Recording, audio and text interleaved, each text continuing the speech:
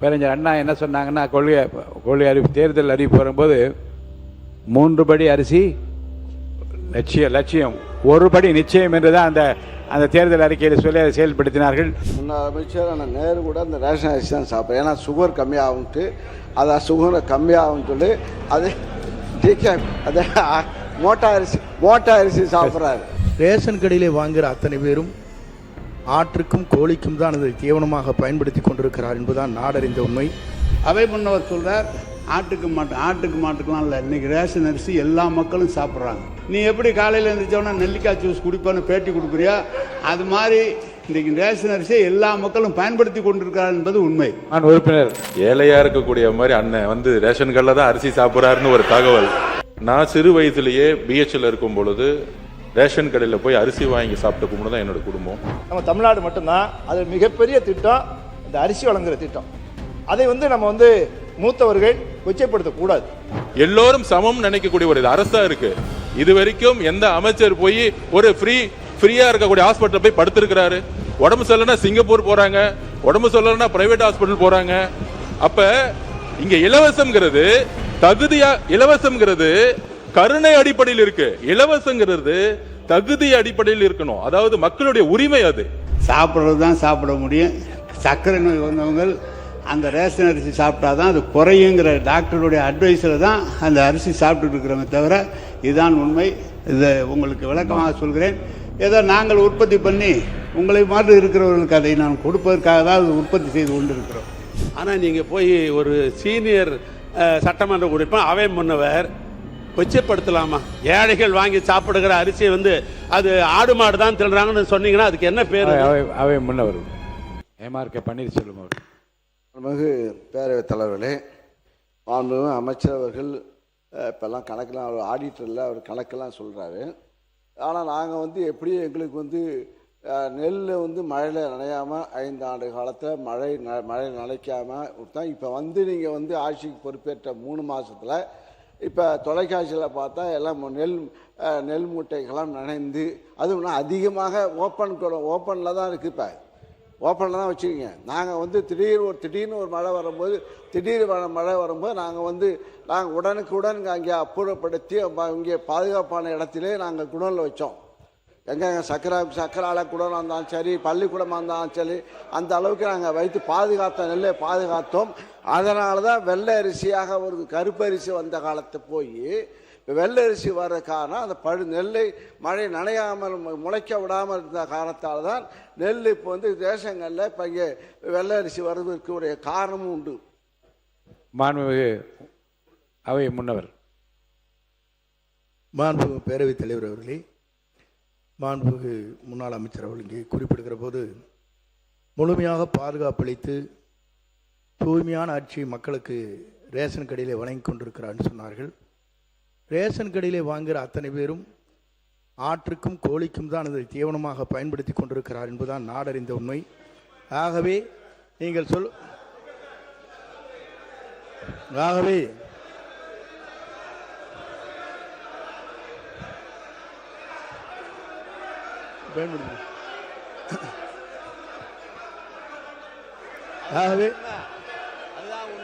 ஆகவேதான்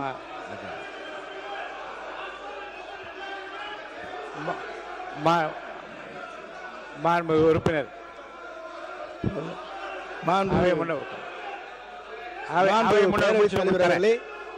அவை முன்னவர் முடித்தவுடன் உறுப்பினர் கோவி ஸ்ரீன் அவர்கள் பேச. அவை முன்னவர் முடிங்க.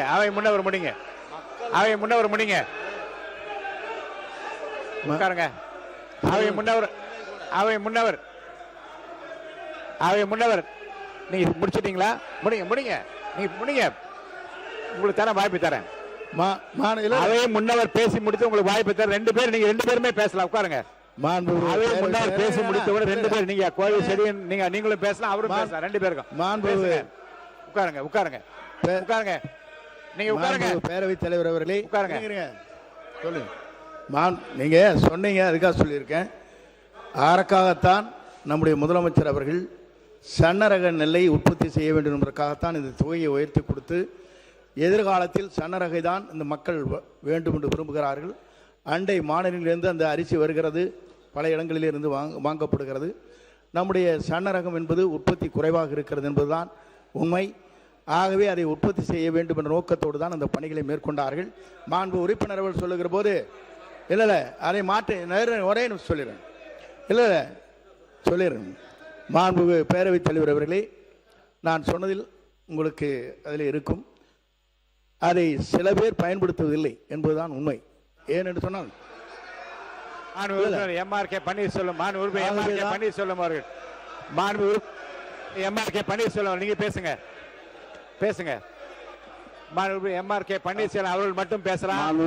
உங்களுக்கு துணையாக பின்னாடி யாரும் பேச அனுமதிக்கும். திரும்பி பாருங்க, கொஞ்சம் திரும்பி பாருங்க. நீங்க மட்டும் பேசுங்க. பேரவைத் தலைவர்களே, இங்கே முன்னாள் அமைச்சர் நேரு கூட அந்த ரேஷன் அரிசி தான் சாப்பிட்றேன். ஏன்னா சுகர் கம்மியாகும்ட்டு, அதான் சுகரை கம்மியாகும்னு சொல்லி அது அது மோட்டா அரிசி சாப்பிட்றாரு. அதனால் வந்து எல்லாரும் உறுப்பினர் கே நேரு அவர்கள் பேச. மாண்புமிகு பேரவைத் தலைவர்களே, அவை முன்னவர் என்ன அர்த்தத்தில் அப்படி சொல்கிறார்? ஆட்டுக்கு மாட்டுக்கு என்பதெல்லாம் இல்லை. குறிப்பாக உங்களுக்கு அரிசி எப்படி கொடுப்போம் என்று சொன்னால், நானும் இந்த உணவுத்துறை 30 வருடத்துக்கு முன்பு நான் பார்த்தேன். எனவே சொல்வது, கருப்பாக இருக்கிற அரிசியை கடைசி நேரம் வேறு வழியாக, அப்போதெல்லாம் அரிசி கிடைப்பது கஷ்டம், சென்ட்ரல் போர்லேருந்து கிடைக்கிறது கஷ்டம். அப்போ அது 1 மாதத்துக்கு 1/2 மாதத்துக்கு கொடுப்பாங்களே தவிர, நம்முடைய மாண்புமிகு உணவுத்துறை அமைச்சர் சக்கரபாணி வந்த பிறகு பாதுகாப்பான குடோன் எந்த காலத்திலும் எந்த உணவு, அவரும் உணவு அமைச்சராக இருந்தார், நானும் உணவு அமைச்சராக இருந்தேன். ஆனால் அவர் தான் நிறையா கட்டினார். அவருடைய காலத்தில் நம்முடைய தளபதி அவர்கள் அதற்காக நிதி ஒதுக்கி நெல்லை நனையாமல் கொண்டு சென்றது சக்கரபாணி. நம்முடைய நான் சொல்லிடுறேன், நான் ஒரு நிமிஷம் சொல்லிடுறேன், நீ சொல்லு. நம்முடைய அவை முன்னவர் சொல்கிறார், ஆட்டுக்கு மாட்டுக்கெலாம் இல்லை, இன்றைக்கி ரேஷன் அரிசி எல்லா மக்களும் சாப்பிட்றாங்க. நீங்கள் உனக்கு வச்சிங்க இன்னைக்கு ரேஷன் அரிசி. காரணம், ரேஷன் அரிசி சாப்பிடுகிற போது அந்த சர்க்கரை அளவு குறைகிற காரணத்தால் எல்லா மக்களும் அதை எடுத்து கொண்டிருக்கிறார்கள். நீ எப்படி காலையில் எழுந்திரிச்சோன்னா நெல்லிக்காய் ஜூஸ் குடிப்பான்னு பேட்டி கொடுக்குறியா? அது மாதிரி இன்றைக்கு ரேஷன் அரிசியை எல்லா மக்களும் பயன்படுத்தி கொண்டிருக்கிறார் என்பது உண்மை. உறுப்பினர் அவை முன்னவர் மாண்பு பேரவைத் தலைவர் அவர்களே, சக்கரை நோயை தடுப்பதற்காக இந்த ரேஷன் அரிசி பயன்படுத்தி என்று சொன்னால் நீ கஞ்சி வைத்து கொடுப்பதிலே நாங்கள் வாழ்த்துக்கிறோம். மாண்பு உறுப்பினர் ஆர் காமராஜ் அவர்கள் அங்கே பேசுகிறேன். மாண்பு பொதுப்பணித்துறை அமைச்சர் பொதுப்பணித்துறை அமைச்சர் பேசுங்க. காமரா உட்காருங்க. மாண்பு பொதுப்பணித்துறை அமைச்சர். மாண்புமிகு பேரவைத் தலைவர்களே, நம்மளுடைய முன்னாள் விவசாயத்துறை அமைச்சர் விவசாயத்துறை மானியருக்கு போய் சொன்னார், அண்ணன் நேருக்கிட்ட வந்து ஆயிரக்கணக்கான விவசாய நிலம் இருக்கு, அவர் அங்கேயே வந்து நெல் எல்லாத்தையும் போட்டு உற்பத்தி பண்ணிக்கிறாருன்னு. ஆனால் ஒரு பரம ஏழையா இருக்கக்கூடிய மாதிரி அண்ணன் வந்து ரேஷன் கார்டில் தான் அரிசி சாப்பிட்றாருன்னு ஒரு தகவல் இன்னைக்கு தான் அது தெரியுது. அதனால அதாவது என்னுடைய பதிவு நான் முடிச்சிடுறேன், நீங்க பேசும்போது நான் முடிச்சிடுறேன்.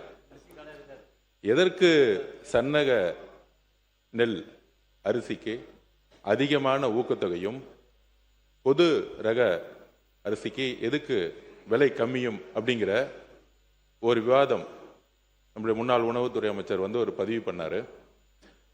மாண்புமிகு முதலமைச்சர் மூத்த அமைச்சர்களை ஒரு 8 அமைச்சர்களை கூப்பிட்டு விவசாய சங்கங்களை வந்து சந்திக்க சொன்னார். நம்முடைய கம்யூனிஸ்ட் தோழர்கள்லாம் இருந்தாங்க. ஸோ அங்கே விவசாய சங்கங்களோட பேசிட்டு இருக்கும் பொழுது அப்போ ஒரு கோரிக்கை கொடுத்தோம், உணவுத்துறையில் ரேஷன் சிஸ்டத்தில் அரிசியோடைய, நான் சிறு வயதிலேயே பிஹெச்ல இருக்கும் பொழுது ரேஷன் கடையில் போய் அரிசி வாங்கி சாப்பிட்ட கும்பிட்டு தான் என்னோட குடும்பம். அப்போ சாப்பிடும் போதே அரிசியோடைய அளவு வந்து எப்பயுமே பெருசாக இருக்கும். அதோடைய கலர் வந்து பார்த்தீங்கன்னா நம்மளுடைய எல்லார் வீட்லையும் இப்போ நம்ம சாப்பிடக்கூடிய அரிசி, நிறைய பேர் சில சட்டமன்ற உறுப்பினர்கள் ரேஷன் அரிசி சாப்பிட்றான்னு சொல்கிறாங்க. நம்ம அது தனிப்பட்ட இது போல.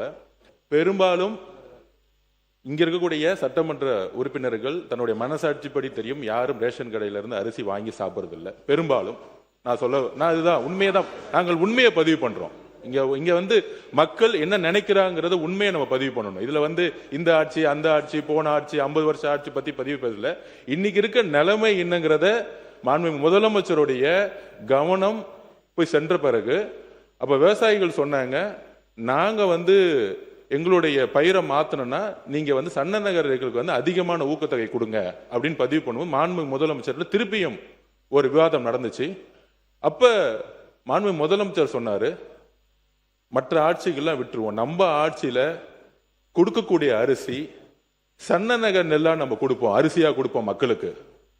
நம்ம ரேஷன்ல கொடுக்கக்கூடிய அரிசியை அனைத்து ரேஷன் கடையில் வச்சிருக்கக்கூடிய எல்லா மக்களும், முக்கியமாக தாய்மார்கள் வாங்கிட்டு போகக்கூடிய அரிசி, அவங்க ஒரு அண்ணனா ஒரு அம்மாவுக்கு ஒரு அரிசி கொடுக்கிற இடத்துல அவர் சொன்னது, நம்ம கொடுக்கிற அரிசி அவங்க வீட்டுல சாப்பிடணும், சாப்பிடக்கூடிய அரிசியா மாத்தணும் சொன்னது எங்களுடைய முதலமைச்சர். இது உண்மை. இதற்குதான் சன்ன நகர் நெல் அரிசிக்கு அதிகமான ஊக்கத்தொகை கொடுத்து டெல்டா மாவட்டங்கள்ல இனி வரும் காலங்கள்ல பொது ரக நெல்லுக்கு பதிலா சன்ன நகர் நெல்லை வந்து பயிரிடணும், அவங்களுக்கு ஒரு ஊக்கம் கொடுக்கணும். அவங்க பயிரிட்டாதான் அதை வந்து நம்ம கரெக்டா வந்து ப்ரொக்யூர் பண்ணி மக்களுக்கு ரேஷன் கடையில கொடுக்க முடியும். ஏன்னா அவங்க அதிகமான வந்து உற்பத்தி வந்து பொது ரகம் பண்ணிட்டாங்கன்னா ரேஷனுக்கு வந்து நம்ம சரியான நெல்லை அரிசியை கொடுக்க முடியலங்கிறதுக்காக தான் சன்ன நெல்லை வந்து உற்பத்தி அதிகப்படுத்துறதுக்கு இதை பதிவு பண்றோம். உண்மையாக சொல்லுகிறோம், தாய்மார்களுடைய வழியிலிருந்து சொல்றோம். இன்றைக்கு அதை மாற்றக்கூடிய ஒரு அரசாக 90% இன்றைக்கு அந்த அரிசியை வாங்கி யாரும் சாப்பிடுறதில்ல, இட்லி மாவு யூஸ் பண்றாங்க. அண்ணன் சொல்ற மாதிரி முன்னாடி நிறைய கடத்தல் நடந்துட்டு இருந்துச்சு, இதெல்லாம் தடுத்து ஆந்திராவுக்கு போயிட்டு இருந்துச்சு, கர்நாடகா போயிட்டு அதை தடுத்து நிப்பாட்டி இன்னைக்கு வரக்கூடிய காலத்தில் சன்ன நகர் அரிசியை நெல்லை வாங்கி அதை கரெக்டா ஸ்டோரேஜ்ங்கிறது கிடையாது. இது இந்த அரசு அந்த அரசு சொல்ல வரல. அதிகமான உற்பத்தி வரும் பொழுது தார்பாயை மூடி அப்படிதான் நம்ம ஸ்டோரேஜ் பண்ணி வச்சிருக்கோம். 30-40% தார்பாய் தான் மூடி வச்சிருக்கோம். அப்ப ஸ்டோரேஜை உருவாக்கக்கூடிய இடத்துல நம்மளுடைய உணவுத்துறை அமைச்சரும் சரி, விவசாயத்துறை அமைச்சரும் சேர்ந்து வந்து தனி திட்டங்களை கொண்டு வந்துட்டு இருக்காரு. ஆனால் 70-80% இன்னைக்கு ஒவ்வொரு வீட்டிலும் தாய்மார்கள் அரசு கொடுக்கக்கூடிய அரிசியை சாப்பிடுறதுங்கிறத உண்மையான சர்வே ரிப்போர்ட். இந்த உண்மையை மாத்துறதுக்காக தான் இந்த சன்ன நகர் நெல்லுக்கான அதிகமான ஊக்கத்தொகையை முதலமைச்சர் அவர்கள் அனௌன்ஸ் பண்ணியிருக்கார். ஆனால் உணவுத்துறை அமைச்சர் ஏதோ சொல்லணும்.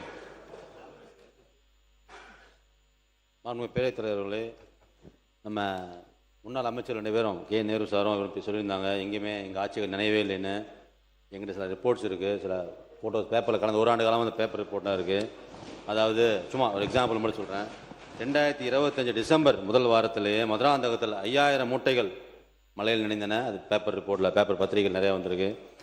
அதே போல் விருதாச்சலம் பத்திரிகை நேர விவசாயி சொன்ன செய்தி தான், எங்கேருந்து போடலை. விருதாச்சலத்தில் 5000 நெல் மூட்டைகள் அதே பேர் நினைஞ்சிருக்கு. ஜனவரி 2025 அதில் சிவகங்கை மாவட்டத்தில் இளையான்குடி கொள்முதல் தாமதத்தால் விவசாயிகள்லாம் ரோட்டில் வந்து போராடினாங்க. 2026 பிப்ரவரி மாதத்தில் சேத்தியாத்தோப்பில் சுமார் 1 லட்சம் நெல் மூட்டைகள் தேக்கமடைந்து, எங்கேயும் குடோன் இல்லை, ஸ்பேஸ் இல்லை, லாரி இல்லைன்னு சொல்லி தேக்கமடைந்தது. அங்கேருந்து மூவ் பண்ணாங்க. மானாமதுரை அதில் பல ஆயிரம் மூட்டைகள் நெல் மூட்டை நடந்திருக்குன்னு நினைந்திருக்கிறது. அப்போ விவசாயிகள்லாம் போராடி இருக்காங்க. இதெல்லாம் உங்களுக்காக ஒரு ரிப்போர்ட்டாக வச்சுருக்கேன். இதெல்லாம் பத்திரிகையிலையும் வந்திருக்கு. அந்த இடத்துல ஆய்வு பண்ணி அதையும் பண்ணியிருக்காரு. உறுப்பினர் காமராஜ் அப்படி முன்னாள் உணவு அமைச்சர் அவர் பேச உங்களுக்கு சொல்றேன். அவர் பேசி இன்னும் அவர் பேச கொடுக்குறேங்க, கண்டிப்பா அவர் பேச கொடுக்குறேன். உறுப்பினர் காமராஜ் அவர் முன்னாள் அமைச்சராக இருந்தவர். மாண்புமிகு பேரவைத் தலைவர் இல்லை, நானும் இந்த துறையில் 9 ஆண்டுகள் உணவுத்துறை அமைச்சராக நான் புரட்சி அம்மா காலத்தில், நான் எடப்பாடி காலத்தில் பணியாற்றி அந்த வாய்ப்பை பெற்றிருக்கிறேன். அந்த அடிப்படையில் அமைச்சர்கள், மூத்த அமைச்சர் செங்கோட்டையன் அவர்கள், அதே போல் பொதுப்பணித்துறை அமைச்சர்கள் எல்லாம் இதை பெரும்பாலும் இந்த அரிசியை, ரேஷன் அரிசியை சாப்பிடுவதில்லை, வாங்குவதில்லை என்று சொன்னார்கள். அனைவருக்குமான பொது விநியோக திட்டம் என்பது இந்தியாவிலே தமிழ்நாட்டில் மட்டும்தான். பாக்கி எல்லாருக்கும் டார்கெட்டட் தான். அதாவது ஒரு பகுதியினருக்கு தான் கொடுக்கிறார்கள். அனைவருக்குமான பொது விநியோக திட்டத்தை வழங்குவது நம்ம தமிழ்நாடு மட்டும்தான். அது மிகப்பெரிய திட்டம், இந்த அரிசி வழங்குகிற திட்டம். அதை நம்ம மூத்தவர்கள் கொச்சைப்படுத்தக்கூடாது. இதில் நான் சொல்லிடுறேங்க. மாண்புமிகு பேரவைத் தலைவர்களே, நாங்கள் கொச்சைப்படுத்தவில்லை. இந்த அனைத்து திட்டங்களும் எந்த ஆட்சியில் கொண்டு வந்தாலும் அதுல நல்லது இருக்கு, அதை நாங்கள் யாரும் கொச்சைப்படுத்தவில்லை. ஆனால் இன்னைக்கு இருக்கக்கூடிய உண்மையான பிரச்சனைகளை இந்த சபையின் முன்பு பொதுமக்கள், முக்கியமாக தாய்மார்கள் பக்கத்தில் இருக்கக்கூடிய வழிகளை நாங்கள் அதை எக்ஸ்பிளைன் பண்ணிட்டு இருக்கோம். முக்கியமா அதாவது நான் ஒன்று பதிவு பண்ணிடுறேன். அதாவது இலவச மருத்துவமனை இருக்கு, இலவச கல்விகள் இருக்கு, இலவச அரிசி இருக்கு.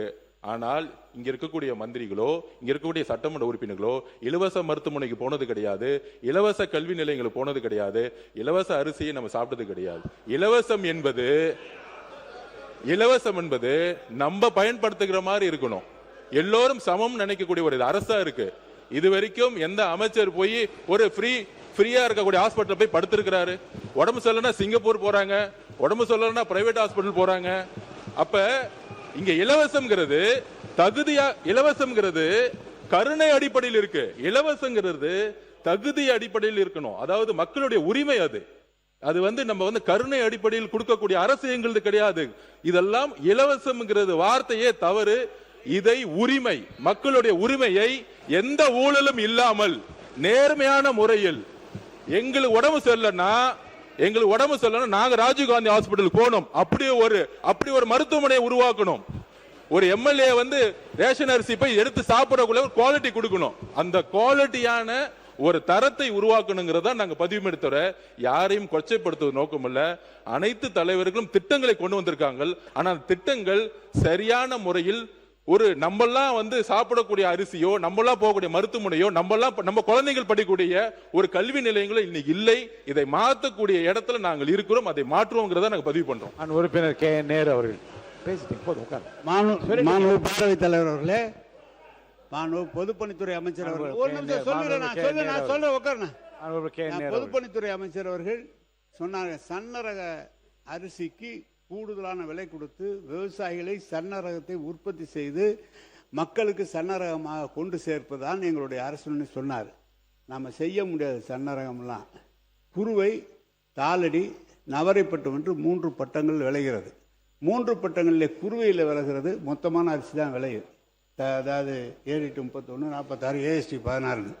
ஆந்திரா பொன்னி போன்ற ரகங்கள், AST 16 போன்ற ரகங்கள் புதிதாக கண்டுபிடிக்கிற தமிழ்நாடு அரசு அது சன்ன ரகம். அந்த தமிழ்நாடு அரசின் சார்பாக அறிவிக்கப்பட்ட அரிசி அளவு அதிகமாக கிடைப்பதில்லை. ஆந்திரா பொன்னி மட்டும்தான் அதிகமாக கிடைக்கும். எனவே சன்ன ரகம் தாளடி பட்டத்தில் மட்டும்தான் உருவாகும். நவரை பட்டத்தில் தாளடி சன்னரகம் போட்டால் விளைச்சல் அதிகமாக வராது, விவசாயிக்கு லாபம் வராது. எனவே சன்னரகம் என்பது ஒரு பட்டத்தில் தான் வர முடியும். நீங்கள் நினைப்பதை போல வெளியிலிருந்து வேணால் வாங்கலாம், நீங்கள் சன்னரகத்தை வாங்கி வேணால் கொடுக்கலாமே தவிர விளைவிக்க முடியாது. இதுதான் அரசியல். நம்முடைய பொதுப்பணித்துறை அமைச்சர் சொன்னார், ஆயிரக்கணக்கான ஏக்கர் நிலம் வச்சுருக்காங்க. எவ்வளோ நிலம் இருந்தாலும் சாப்பிட்றது தான் சாப்பிட முடியும். சர்க்கரை நோய் வந்தவங்க அந்த ரேஷன் அரிசி சாப்பிட்டா தான் அது குறையுங்கிற டாக்டருடைய அட்வைஸில் தான் அந்த அரிசி சாப்பிட்டுட்டு இருக்கிறோமே தவிர இதுதான் உண்மை. இதை உங்களுக்கு விளக்கமாக சொல்கிறேன். ஏதோ நாங்கள் உற்பத்தி பண்ணி உங்களை மாதிரி இருக்கிறவர்களுக்கு அதை நான் கொடுப்பதற்காக தான் அது உற்பத்தி செய்து கொண்டு இருக்கிறோம். காமராஜ் முடிங்க.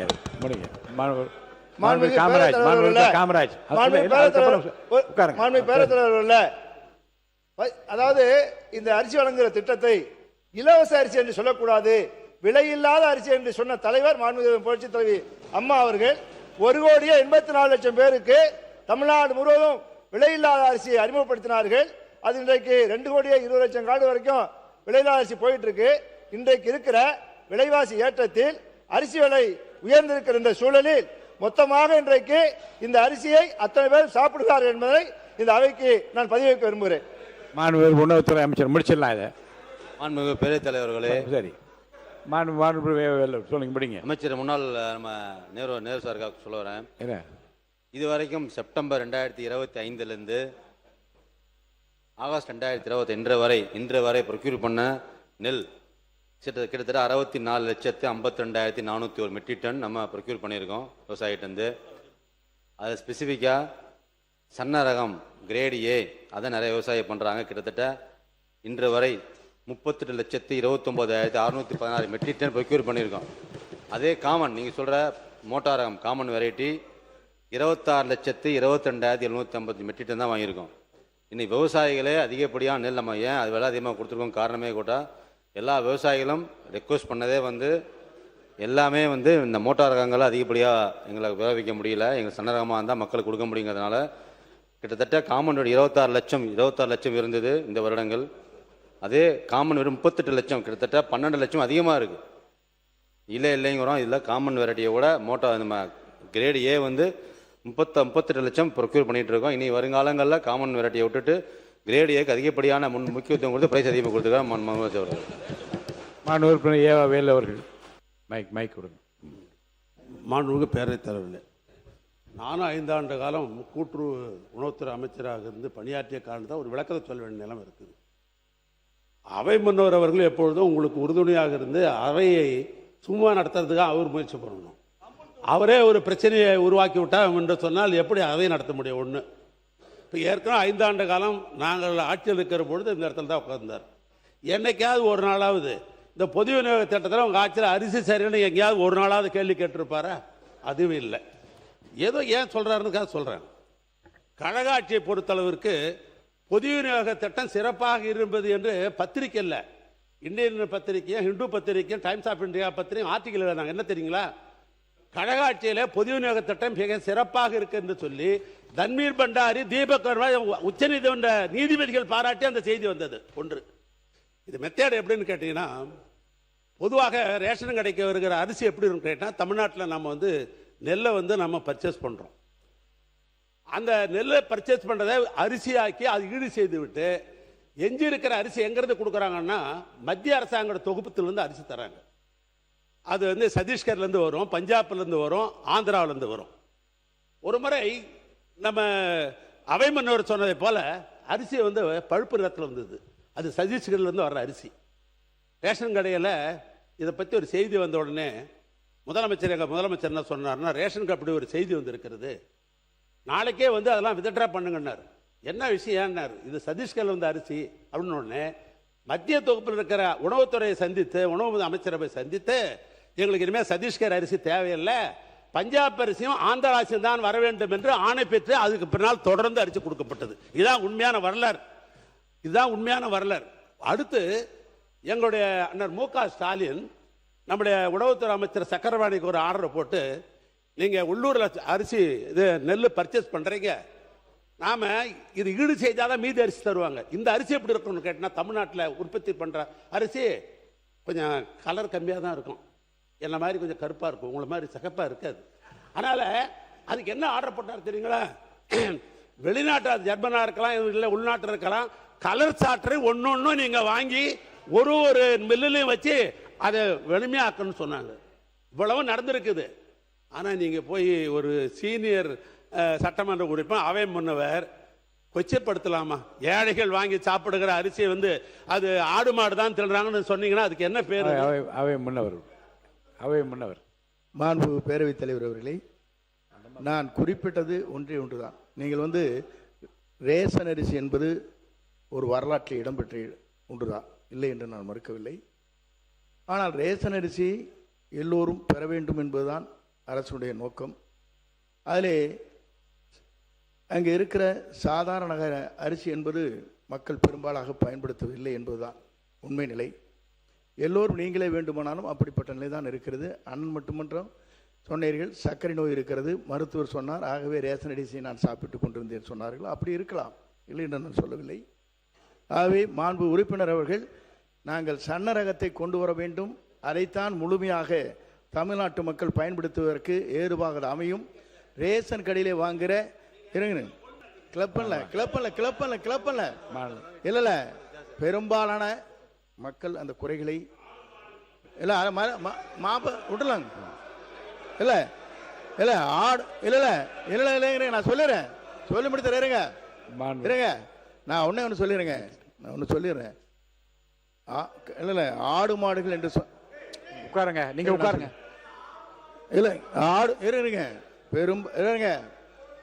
சில பேர் தரமில்லாத அரிசி வருகிற போது சில பேர் அதை பயன்படுத்தினார் என்று எங்களுடைய எல்லாம் தகவல் வந்திருக்கிறது. ஆகவே சில பேர் அதை அப்படிப்பட்ட நிலை இருக்கிறது என்பதை எல்லாம் சுட்டி காட்டியிருக்காங்க கிராமத்திலே. அது போன்ற நிலையில் இருக்கக்கூடாது என்ற நோக்கத்தோடு தான் நாங்கள் சன்னரக அரிசி வழங்க வேண்டும் என்பதுதான் எங்களுடைய நோக்கமாக இருந்து, அதற்காகத்தான் தொகையை இன்றைக்கு உயர்த்தி கொடுத்து மக்களிடத்தை அதை ஊக்கப்படுத்த வேண்டும் நோக்கத்தோடு தான் அந்த பணிகளை நாங்கள் மேற்கொண்டு வருகிறோம். அதைத்தான் நான் சொன்னேனே தவிர அதில் நீங்கள் அதை நான் கொச்சைப்படுத்தியாக தயவு கூர்ந்து நீங்கள் சொல்லிவிடாதீர்கள். ஏனென்று சொன்னால் இது பேரறிஞர் அண்ணா காலத்திலே ஆரம்பித்து ஒருபடி திட்டம் என்ற ஒருபடி அரிசி என்ற முதலே ஒரு ரூபாய்க்கு ஒருபடி அரிசி என்ற நிலையை முதலில் அறிவித்தார். 10 கிலோ வழங்கலாம், 10 படி அரிசி என்று அன்னைக்கு சொன்னார். கிலோ இல்லை அப்பங்க. ஆனால் அவர்கள் என்னங்க என்ன இல்லை, ஆகவே அதை சொல்லி இருந்தால் இருங்க அண்ணே 3 படி நான் சொல்லிடுறேன். சொல்லி முடிப்பேன்னு கேட்டுங்க. மாண்பு அவை முன்னவர். ஆகவே இல்லை ஆகவே நான் சொல்லுவது ஒன்றே ஒன்றுதான். சில பேர் அந்த குறைபாடுகளை சொன்ன காரணத்தின் அடிப்படையை தான் நான் சுட்டி காட்டினதை தவிர முழுமையாக என்று நான் சொல்லவில்லை. மாண்பு அவை முன்னவர்கள் ஒரு கருத்து. பேரறிஞர் அண்ணா என்ன சொன்னாங்கன்னா, கொள்கை அறிவிப்பு தேர்தல் அறிவிப்பு வரும்போது 3 படி அரிசி லட்சியம் 1 படி நிச்சயம் என்றுதான் அந்த தேர்தல் அறிக்கையில் சொல்லி அதை செயல்படுத்தினார்கள்.